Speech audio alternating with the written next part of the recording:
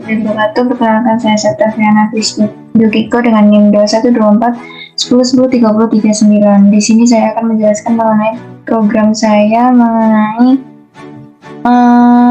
laman situs untuk menunjukkan data nama-nama warga, gender, dan desa. Di sini saya menggunakan fungsi read.json dan write.json untuk membaca file yang ada di dalam sebuah folder dan untuk menulis data yang ada di dalam yang belum ada dan akan ditambahkan ke dalam file.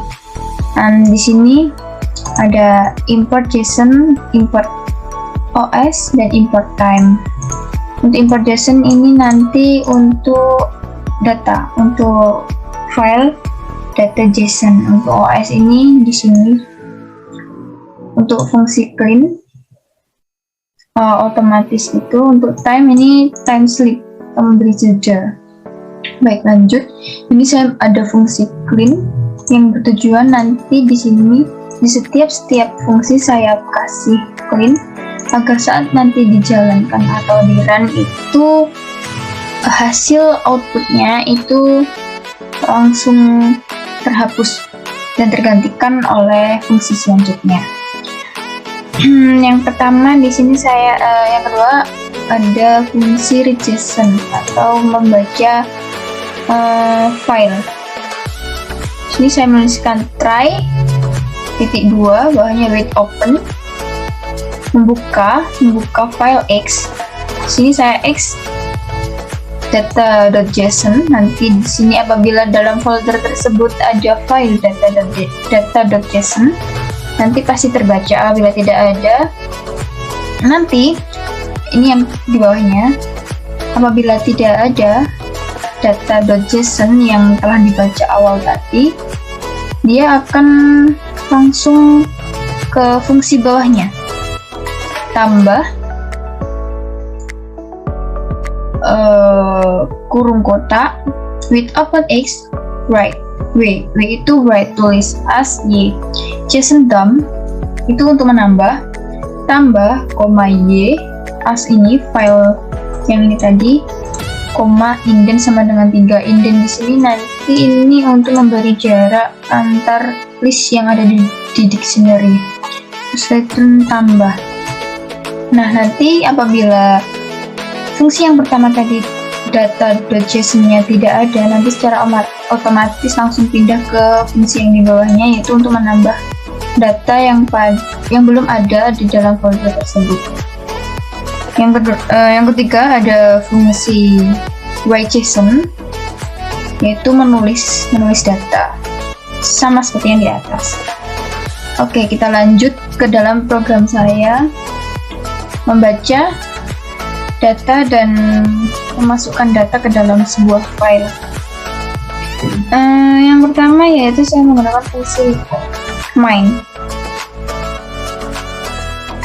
Sini saya ada pilihan satu untuk melihat beberapa list data yang ada di file, terus pilih 2 untuk daftar untuk menambahkan data yang belum ada ke dalam sebuah file yang ada di folder.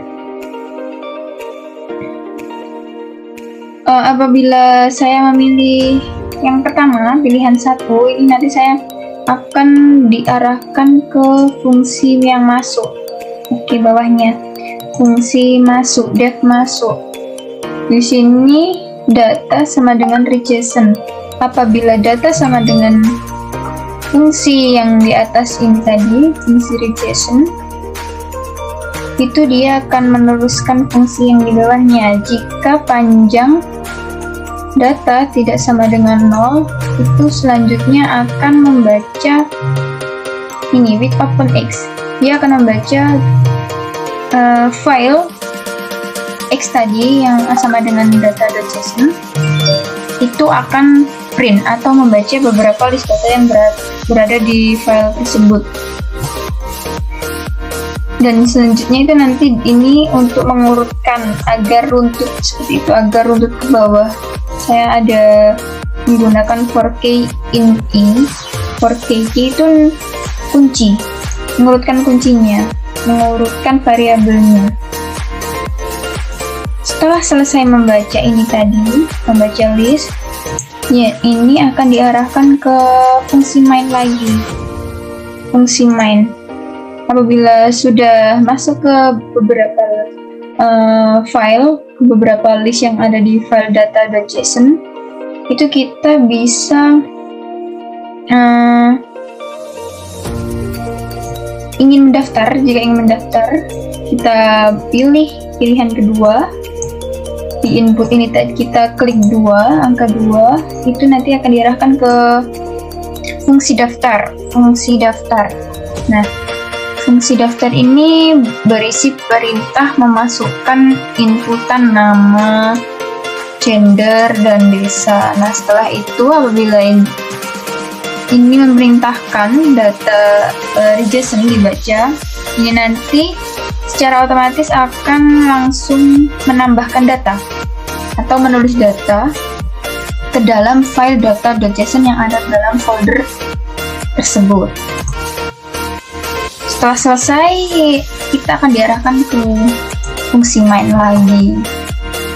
Ya, seperti itulah kira-kira program saya. Baik, langsung saja kita contohkan saja, kita jalankan.